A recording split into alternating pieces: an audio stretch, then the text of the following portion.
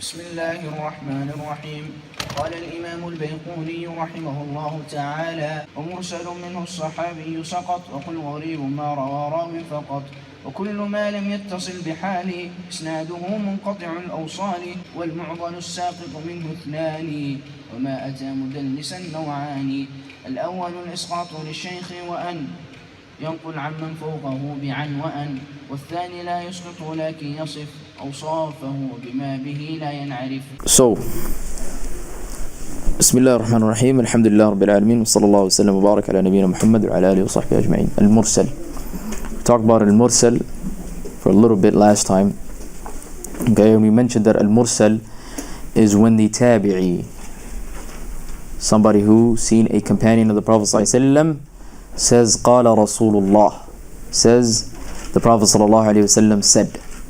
When a tabi'i says, the Prophet ﷺ said. And because the tabi'i never seen the Prophet ﷺ, okay, that means that this hadith is da'if, that this hadith is weak, because it's disconnected. Okay? That's the asl, that's the default. But it could be that a mursal can be a sahih hadith, can be an authentic hadith. Alright? And Al-Shafi'i rahimahullah, who is very strict when it comes to Al-Mursal, very strict, he laid down conditions for it to be accepted. From the conditions that he laid down is that the tabi'i has to be from the scholars of the tabi'een, min kibar al-tabi'een, and from the scholars of the tabi'een. At the same time, he has to be from the elder of the tabi'een. Yani even the tabi'een, you have different generations within the tabi'een. Okay? Just like the Sahaba. The Sahaba, you have the older generation, the Kibar, and you have the younger generation, the Sigar. Okay? So for example, you have Abu Bakr and Umar and Uthman. Alright? That's the older generation. That's the older generation of the Sahaba. And you have ones like Abdullahi ibn Zubayr. Abdullahi ibn Zubayr was the firstborn baby in Medina. By the time the Prophet ﷺ passed away, how old was he? He was 11 years old. Al-Hasan was about 8 years old. Al-Husayn was about 7 years old. Okay? Ibn Umar, maybe he just turned 20, 21, because he was 15 in the Battle of the Trench, which means that he was about 20, 21 when the Prophet ﷺ passed away. Aisha radiallahu ta'ala anha was about 18 when the Prophet ﷺ passed away. So these are the younger generation, right? And then you have older people like Abu Bakr. Abu Bakr was only 2 years younger than the Prophet ﷺ. Umar was only about maybe 12 to 13 years younger than the Prophet ﷺ. So you have different generations within the Sahaba. The same goes for the Tabi'een. You had different generations within the Tabi'een. So the later tabi'een, the younger tabi'een, a lot of them, they might have met some of the companions, maybe 1, 2, 3, some of them, but majority of their knowledge, they got it from the other tabi'een, the elder tabi'een. You guys see what I'm trying to say? So you have the Prophet sallallahu alaihi wasallam, and then you have the Sahabi right here. Okay, you have the Sahabi right here. And then you have Kibar al-Tabi'een, the elder generation of the Tabi'een here. And you have the younger generation here. Okay? You got four, look at it as four chains. Most of the younger generation of the Tabi'een, most of their ahadith, they got it from the elders. For example, Az-Zuhri, Muhammad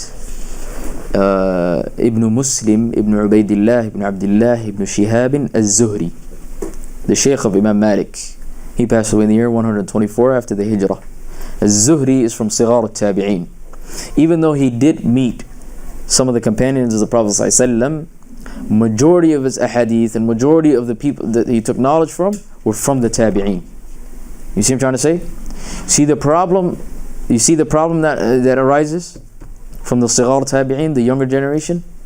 Now instead of one person between them and the Prophet ﷺ, you have how many people? You got 2 people.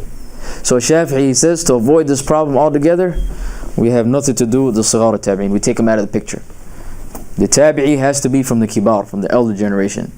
So Zuhri, I'm sorry, you don't qualify according to Shafi'i's conditions. Another condition, he says that the narrator has to be trustworthy, and he has to be trustworthy and reliable. Has to be thiqah, and that's pretty obvious. Another condition is that he has to be somebody who's known to not narrate from any weak narrator. You have some narrators that narrate from everybody, the ones that are reliable and the ones that are not reliable, and some that are very strict. They don't let everybody through the door. Okay, so he says those who are strict and only narrate from the thiqah, from the reliable narrators, those are the ones that are accepted. Okay, so to give you guys an example of a tabi'i in which his marasil, in which his mursal hadith is accepted, an example is Sa'id ibn al-Musayyib. Sa'id ibn al-Musayyib, alright? Or Sa'id ibn al-Musayyib, alright? Sa'id al-Musayyib from Kibar al-Tabi'in, they say he was the most knowledgeable of the Tabi'in. And he only used to narrate from reliable narrators, alright? Okay, now, does this mean that the Sahaba, the companions of the Prophet ﷺ, are weak? We have Kibar al-Tabi'in. We have the older generation of the Tabi'in. And then we have the Sahaba. And then we have the Prophet ﷺ. When we say that the person that he narrates from has to be reliable, aren't all of the companions of the Prophet ﷺ reliable? We say that, na'am, that is also, the companions of the Prophet ﷺ are reliable. But who said that tabi'i actually narrated it from a companion? How do you know? It could be that he heard from a peer of his, somebody from his generation, and that person heard it from a companion who heard it from the Prophet ﷺ. That could be the case as well, right? So that's why they say, that's why Shafi'i rahimahullah said that person has to be reliable. The person that he's narrated from has to be reliable. He has to be somebody who's known to narrate only from reliable narrators. Okay, like Sa'id ibn al-Musayyib, as an example. Obviously, Shafi'i rahimahullah, some of the scholars, they said this is too extreme, this is too strict. Majority, the mainstream scholars, they say they're actually more lenient on this matter. Bottom line is, al-mursal, the origin of it is that it's da'if, but it can be authentic depending on who narrates. If it's somebody who's from the kibar al-tabi'in, from the elder generation of the tabi'in, somebody who's known to not narrate from to narrate only from reliable narrators, then that person's hadith is accepted. That person's hadith is accepted. Now mursal is just, all mursal does is defines the picture, right? The way it comes about. It doesn't say whether it's authentic or not. Okay, that's a whole different area. So you're trying to say mursal is any person, any tabi'i who says qala Rasulullah sallallahu alaihi wasallam, whether it's authentic or not, without looking at its authenticity, it's still mursal. Okay, what we're trying to define right now is, does mursal become authentic? Yes, it does. When does it become authentic? That's what we're trying to say. All right. So when Sa'id ibn al-Musayyib, who we just said that whenever he says qala Rasulullah sallallahu alaihi wasallam, all of these hadith are authentic. Sa'id al-Musayyib, if he says qala Rasulullah sallallahu alaihi wasallam, it still remains a mursal, but it's mursal that is sahih, that is authentic. Okay, because mursal can be sahih and it can be da'if. It can be da'if. All right. What about a scenario in which a tabi'i narrates directly from the Prophet sallallahu alaihi wasallam? Al-Hafiz ibn Hajar rahimahullah is the first one to add this condition. He said, even if the person seen the Prophet sallallahu alaihi wasallam, did this ever happen? Did a tabi'i ever narrate from the Prophet sallallahu alaihi wasallam? Yes, it did. Yes, it did. A man by the name of At-Tanuhi, and At-Tanuhi was the messenger from Hiraqal. From who? From Hiraqal. And he was one of the kings in which the Prophet ﷺ sent a message to.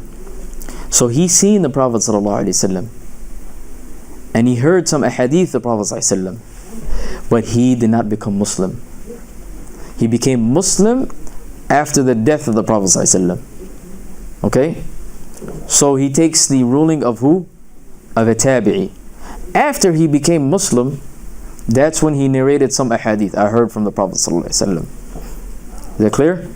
So he's a tabi'i, but he directly narrated from the Prophet ﷺ. And his hadith is collected by Imam Ahmad, it's collected by Abu Dawud in his Sunan. Right? So who's the Sahabi? The Sahabi, we use the ta'rif for the definition of Ibn Hajar. Whoever meets the Prophet ﷺ and believes in him and dies and believes in him and dies upon it. Right?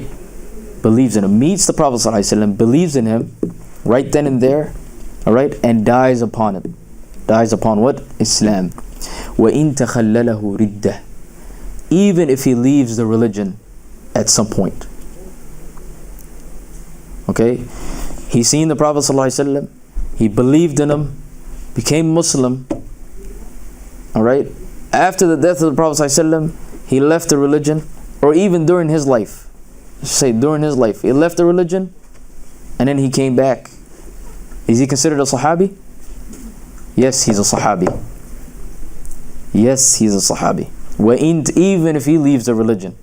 Okay, but he dies upon the religion. Even if he's a religion multiple times. And this happened. This happened to one of the governors of Egypt. One of the governors of Egypt. He, Abdullahi ibn Abi Sarh.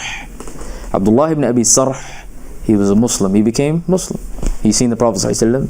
He believed in him. And then he left the religion.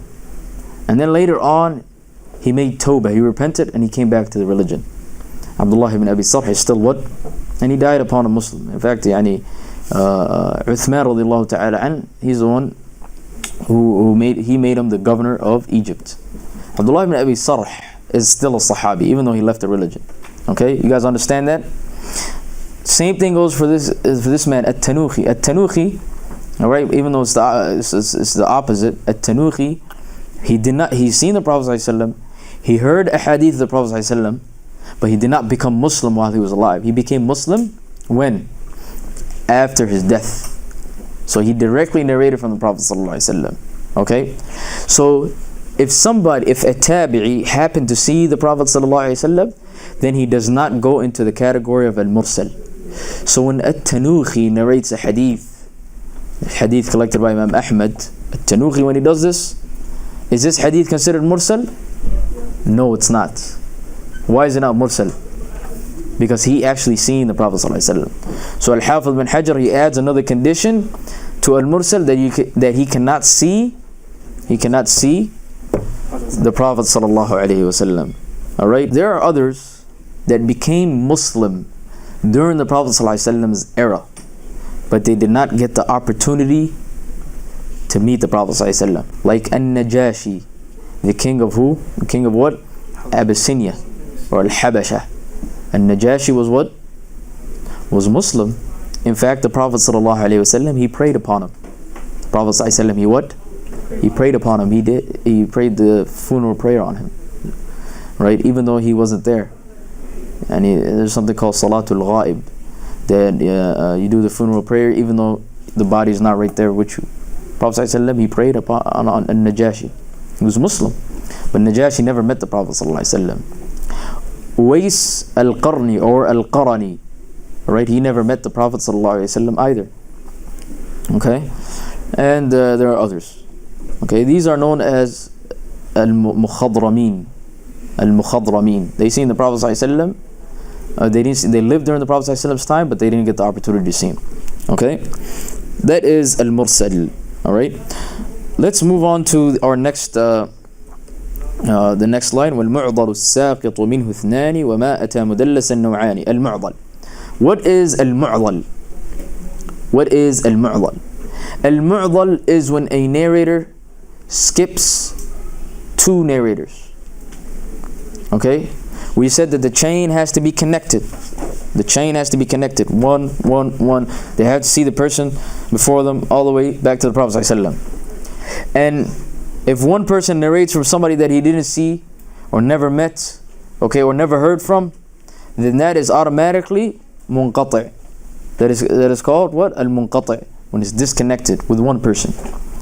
But when it's disconnected with two people, he didn't skip one person, he skipped two people, right? That's even worse. Double the trouble, right?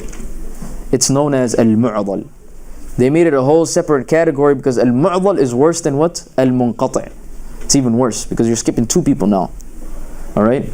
So when you have the younger generation of the tabi'een saying Qala Rasulullah sallallahu alaihi wasallam, is it al-mursal or is it al-mu'dal? Huh? It is what? The younger generation of the tabi'een. Is it mu'dal or is it mursal? Mu'dal. Why? Because we said the younger generation of the tabi'een, even though they did see the Sahaba, majority of their ahadith, they got it from what? The older generation of the tabi'een. So you have the older generation of the tabi'een, you have the companions of the Prophet ﷺ, and then you have the Prophet ﷺ. So when the Sighar tabi'een says Qala Rasulullah ﷺ, he's skipping two people. See that? The mursal is when the tabi'i, the older generation of the tabi'een skips one person directly to the Prophet ﷺ. Understood? Or any part of the chain. It doesn't have to be from that part of the chain. So if Az-Zuhri rahimahullah, Az-Zuhri, he says Qala Rasulullah sallallahu alaihi wasallam, automatically that hadith is what? Is mu'dal. Is mu'dal. And mu'dal is a da'if hadith, is a weak hadith. Okay? وَالْمُعْضَلُ السَّاقِطُ مِنْهُ اثْنَانِ, when you skip two people. وَمَا أَتَى مُدَلَّسًا نَوْعَانِ الأول الإسقاط للشيخ وأن ينقل عمن فوقه بعن وأن والثاني لا يسقطه لكن يصف أوصافه بما به لا ينعرف. Okay, now we get into something called al-mudallas or at-tadlis, and we discussed at-tadlis briefly in al-mu'an'an. What is at-tadlis? At-tadlis is, obviously in hadith terms, not linguistically. Hadith terms, at-tadlis is when a narrator says, he makes it seem like he heard it from somebody when he actually in haqiqatan never heard from, by using words like an or an. Okay? He makes it seem like he heard it from somebody, but he never heard from them. This is known as at-tadlis. Alright? So now, if the person says sami'tu or haddathani or akhbarani, I heard directly, this does not go into tadlis because he's clearly saying that I heard from him. Alright? He's not trying to hide anything. He clearly says, I heard from this person directly. Whether he's telling the truth or not, that's a different story. But he says clearly, I heard from this person. If a person says, for example, balaghani, it has reached me, he's obviously saying that I did not hear this directly. This does not go into it too. What are we talking about? When you use words that make it seem like you heard from him, when in reality you never heard from. So for example, you say qala, he said. That person said qala. Qala can mean what? It could mean that you heard from that person directly, and it could mean that you didn't hear from directly. It could go both ways. It's what? 50-50, right? You have an, can go 50-50. An, did you hear from directly? Or an, same thing. These words, when somebody uses these words and they actually never heard from after research, this is known as at-tadlis, and the person who does it is known as al-mudallis.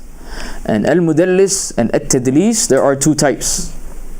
There are two types of tadlis or mudallis. Alright? The first type is known as tadlisul isnad. First type is known as tadlisul isnad. Also known as tadlisus sama'. Also known as tadlisus sama'. Tadlisul isnad is when the narrator says, he uses an to a person and you never heard from that person, or skips somebody in the chain of narration. That is known as at-tadlis. You guys with me? This is known as tadlis. Alright? So, let's say for example, Baqiyyat ibn al-Walid. Baqiyyat ibn al-Walid is known as Shaykh al-Mudallisin. He's a Shaykh of tadlis. He does it all the time. Baqiyyat ibn al-Walid is a narrator. When Baqiyat al-Walid skips somebody in the chain, he heard from somebody, but he skips that person, and he mentions the person directly in front of them, directly ahead of them, and he uses an, so people don't say that he's lying. This is known as at-tadlis. You guys may be thinking, why do people do this? Why would a narrator do this? A number of reasons. One, so that people don't know that he actually took from that person. That person he skipped, maybe that person is weak, his narration is weak. Or maybe his narration, or he's not somebody that people like. He's not somebody that people like. Even though he may be reliable, people don't like him. So to avoid enmity between him and others, he just doesn't say his name. He skips him directly and he goes to the person right after him. Or to make it seem like he has a high chain of narration. Because when you skip a whole, right? When you skip a person that's not there, right? What do? You're making it seem like you heard from somebody who died probably before you were born. Or maybe, and he lived during your times, but if you met him, that would have been something great. People do it for multiple reasons. And when people do it, narrators, they do it. Okay? This is known as tadlisul isnad, tadlis within the chain. Okay? The second type is known as tadlis al-shiyukh. Tadlis al-shiyukh. And this is when a narrator, he narrates directly from his shaykh. He narrates directly from his shaykh. But he doesn't use the name that shaykh is known for. Okay?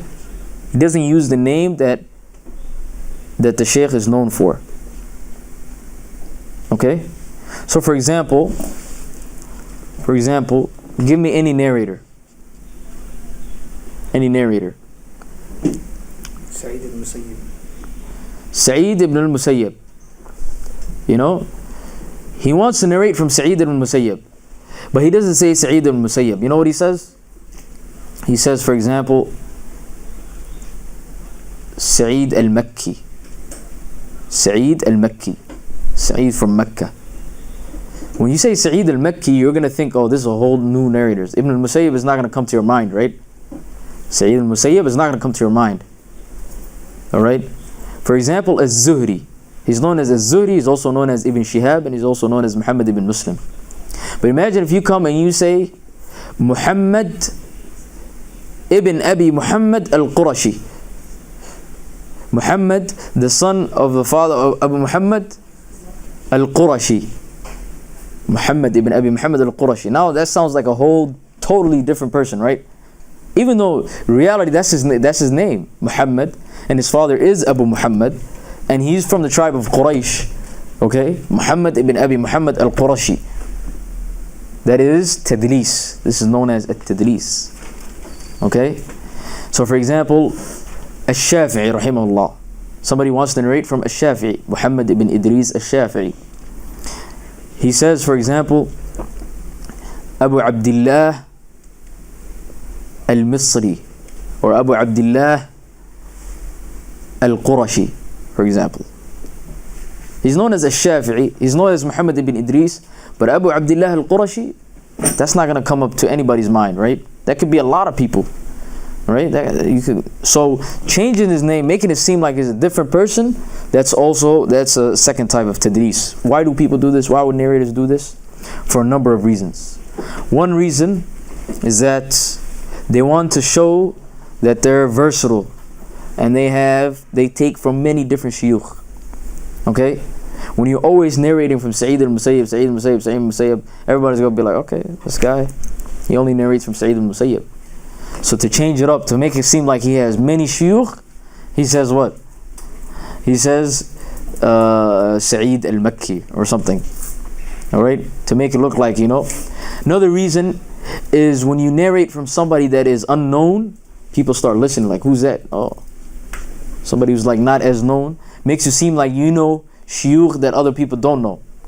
There are many reasons why people would do that. Another reason is maybe people don't like that person, for example. People don't like that person. Okay? Al-Shafi'i rahimahullah sometimes he used to say, even though this is not tadlis, Al-Shafi'i rahimahullah, he used to say, حدثني من لا أتهم, or حدثني من أثق به. You know, I've heard from somebody who I consider reliable, and he doesn't mention his name, because that person wasn't liked. Or somebody that I don't accuse of anything. This is what Ash-Shafi'i rahimahullah used to say, and some other narrators as well. Okay, so there are many different reasons why somebody would do tadlis, but these are the two types. What is the hukum? What is the ruling of a tadlis? If somebody who's known to do tadlis, or somebody who, and these are, we have the people that do tadlis, we have them written down. They are known. Okay, the scholars, they've actually researched this little by little. Every single person who did tadlis, even once, is known. There are those that do it a lot, like Bihi ibn al-Walid, who's known as Shaykh al-Mudallisin, the Shaykh of all those who do tadlis, right? And then you have people that do it maybe every once in a while, or very little, like Sufyan ibn Uyayna, for example. And there are some people who are intermediate. Okay, these people who do a tadlis, they say whenever they use the word an or qala, we don't accept their hadith right away. We don't accept their hadith right away. Rather, we look and we have to research. In fact, some scholars, the later scholars, they automatically say it's weak. But the early scholars, they say no, we don't say it's weak, but we look. Every case, we look at it separately. Okay, we're going to look at it. We're not going to accept it. It could be that it's weak, and it could be that it's authentic. All right? So, whenever somebody uses tadlis and uses the words an or qala, their hadith is not authentic, but we look at it and we see and we research. All right? And maybe inshallah we can practically apply this inshallah. When we finish the book, hopefully, or even during the book sometime, we can practically apply some of these things, and I can give you guys some chain of narration, some asanid, and you guys can see this. Naam. What was the second type of tadlis? Tadlis shuyukh. Shuyukh. When you make it, when you change the name of the sheikh, or even the country, Tadlis al-Buldan, there's something called Tadlis al-Buldan, or the country, his country name. So he's attributed to a country, you change the country. You know what I mean? So for example, instead of saying Minnesota, you say Minneapolis or Bloomington or something. You know what I mean? You change his country. He's known to be Fulan ibn Fulan al-Minnesoti, from Minnesota. But then you change it up and you say Bloomington. Not everybody, people outside of Minnesota, they don't know Bloomington. Not everybody knows Bloomington, right? So people think it's a whole different place. Well, Bloomington is inside Minnesota. That's another way of, changing it up. This is known as tadlis. Inshallah, we will stop there because time has expired. Wa sallallahu wa sallam wa barak ala nabiyyina Muhammad wa ala alihi wa sahbihi ajma'in.